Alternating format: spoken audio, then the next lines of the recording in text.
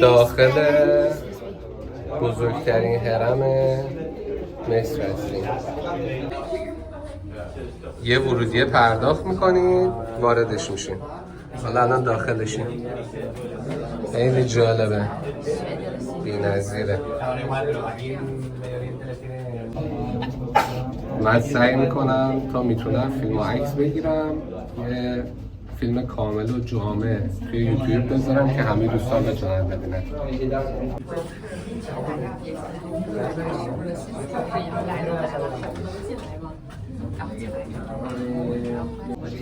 فقط اتفاق بعدی که افتاده اینجا آنتن نداریم دیگه. حالا شاید هم خوب باشه، نمیدونم، ولی هیچ گونه امواجی اینجا نیست. چه چراغای خوشگلی هم گذاشتن اینجا. ببینم جنسش چیه؟ سنگه، سنگ طبیعیه. خیلی عالیه.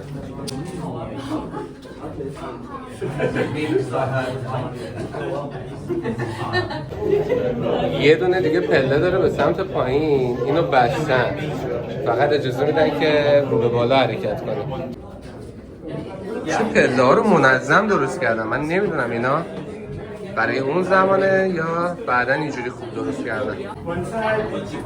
این یه تیکر دیگه باید خم شیم بریم بالا.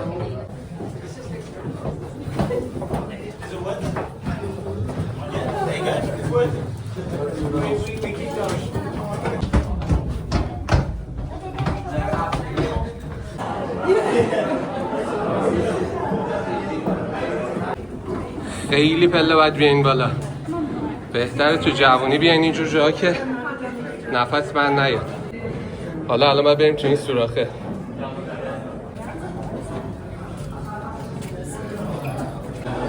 تمام این مسیر اومدیم که به این اتاقک برسیم.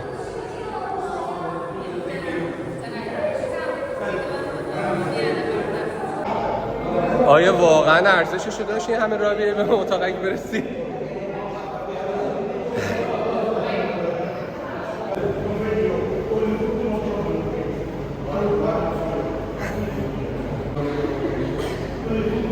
این همه راه بیا به این اتاقک بره، کلی هم پول بده. آیا درسته؟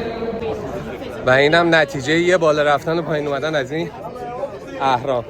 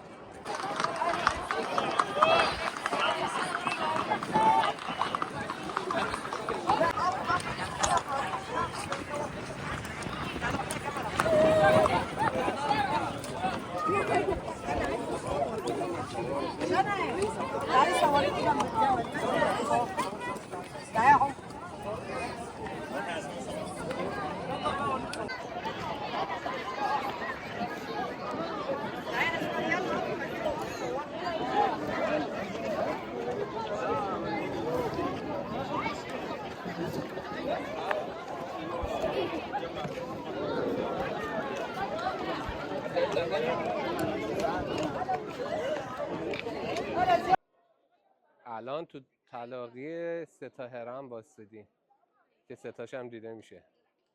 سومی یه خورده کوچیک‌تره. برمیگردیم یه 3 تا نیمچه هرم هم اینجا داریم. 1 و 2 و 3. تو کارش کن با